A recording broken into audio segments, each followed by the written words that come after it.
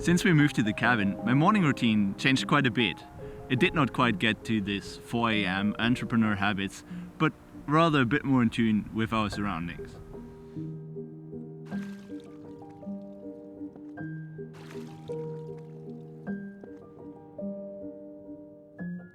In that regard, we're not even waking up that early in winter. Normally, Yuki joins us into bed and kinda takes it over before we can make it to our alarm at 7 o'clock. He most likely knows that the sooner we wake up, the sooner we're going on a mountain hike. Many days he barely leaves me the time to get in some water and then put on everything I need for a hike in deep snow. After a few minutes without success, he normally decides that it is the better idea to just camp in front of the door to make sure to not miss out on anything. It's understandable that he gets frustrated if we're taking a few more minutes to put on gaiters, but at this time of the year in Norway, there's just no way to walk without them. The same goes for the wool sweaters and thick jackets. Lately it has been around -2 to -25 degrees here, so you better make sure to wear the right clothes.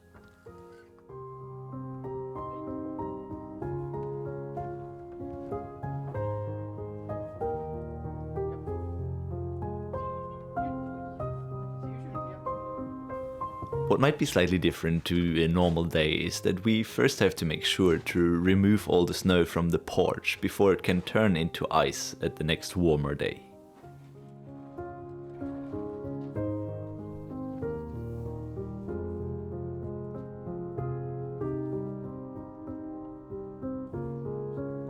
It is also quite useful to have a way that connects the main house with the outhouse and the parking space, as you can't even walk through the high snow with regular shoes without getting wet feet.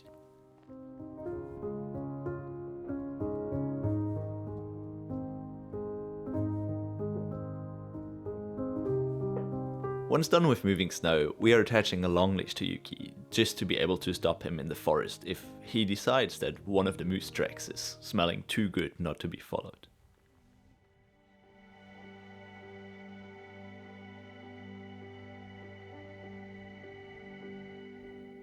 He's just loosely dragging the leash behind him, and it feels better to be safe than sorry.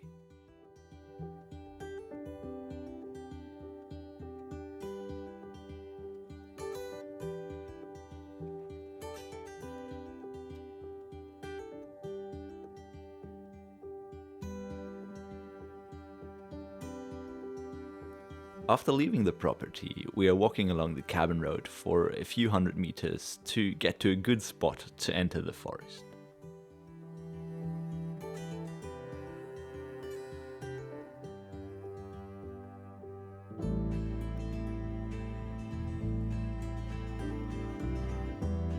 The smells from the wilder forest are making it much more interesting for him to go on a hike than just walking along the cabin road, which is our main street.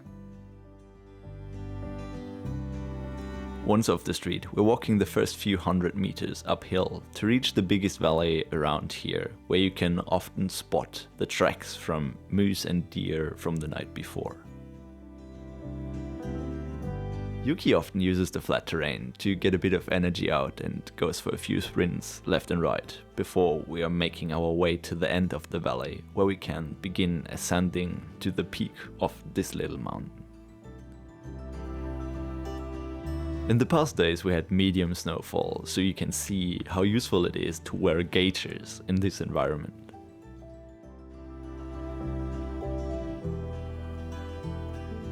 Due to the warmer temperatures lately, the little creek that we're following along up the mountain is still making its way through the snow.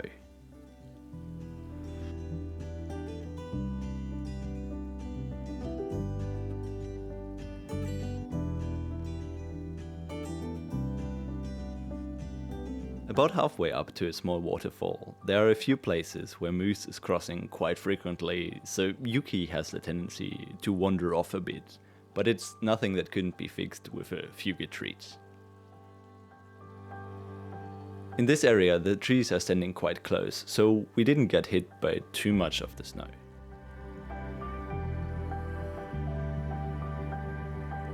A bit further up, we have to get over a few trees that have been falling down in the past year.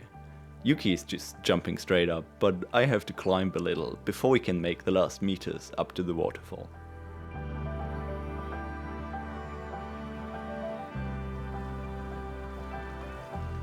It's obviously not the most impressive waterfall in the country, but after a few days of heavy rainfall, there's actually quite a lot of water falling down these walls. At this point, we're pretty much halfway up the mountain, so I'm normally taking the time to get out a little glass bottle and fill it up to have a fresh sip of the mountain water.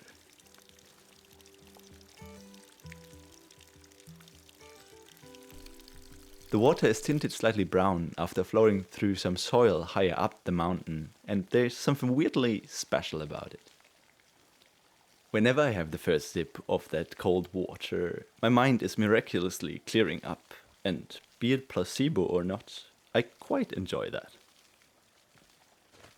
After a while of listening to the sound of the water, Yuki has the tendency to get a little bored, and not even an icicle is enough to keep him entertained, so we move on.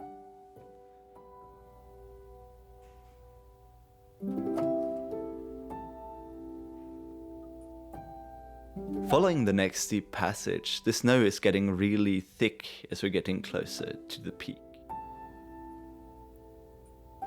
Even the trees around us are struggling to bear the weight on their branches. Thea normally has a lot of fun pulling down the snow from the branches when we're walking along the cabin road, so I thought I'll show this ancient Norwegian tradition to you.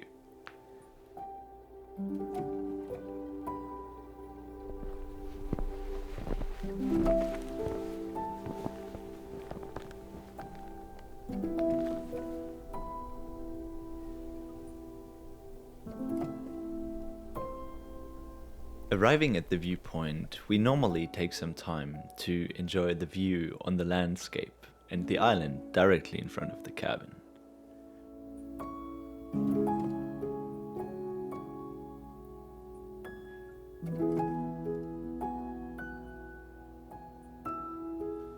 Yuki already knows that at this point we're taking a break, so I can use a few minutes to just sit there, breathe and think.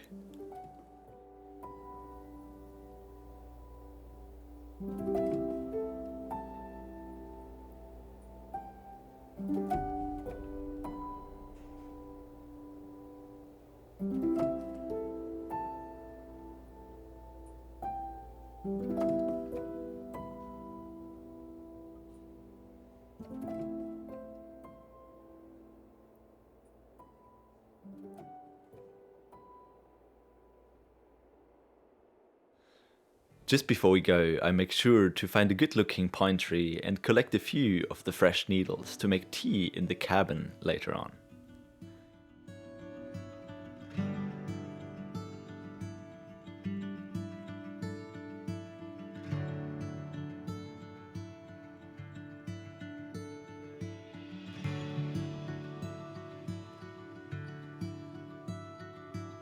And obviously, the way down is going way quicker than up, so just a few minutes later, we're back to the cabin road.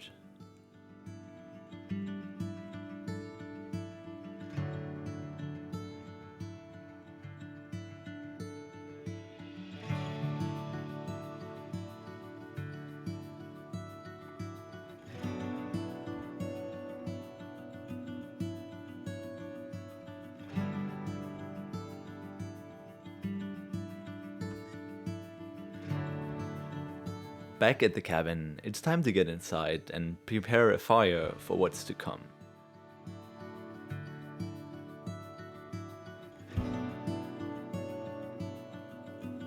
I can promise you, you will be happy that it has been running for a while as soon as you make it back in the house from the ice bath.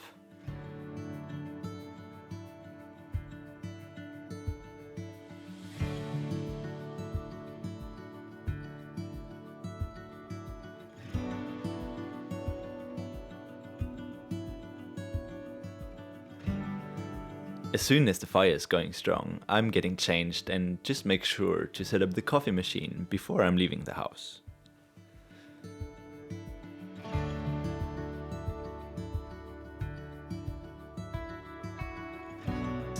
It's definitely a blessing to have a lake straight in front of the house, so I just have to make it down the stairs and cross a bit of water to get to the hole that I have made in the ice.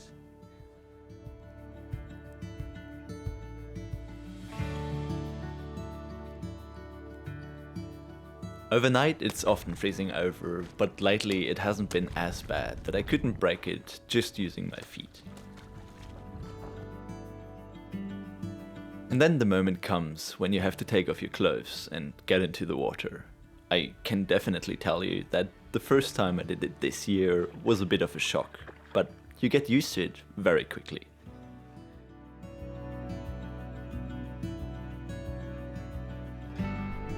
For now I'm just going in for 3 to 4 minutes, trying to focus on my breath, and afterwards just take a while to sit there and enjoy the scenery that is surrounding us.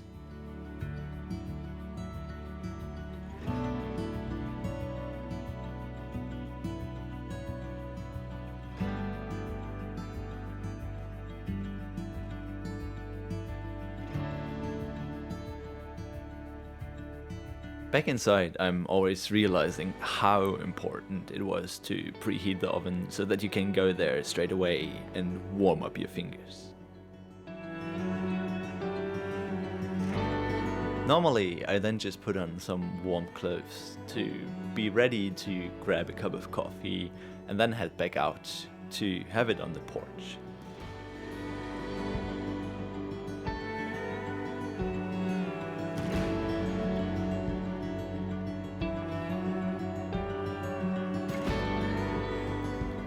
While I'm having my coffee, Yuki is having breakfast. As he has been a bit of a diva lately, he right now enjoys the privilege of getting fed by hand. I'm not sure if we keep on doing that, but for the time being, it's fine.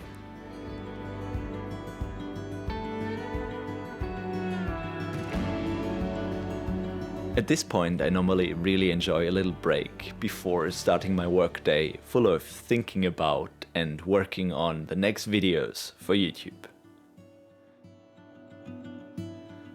This has obviously not been another exciting and highly life-changing morning routine that will make you super productive, but guess what? It is pretty much fun, and at the end of the day, it still works.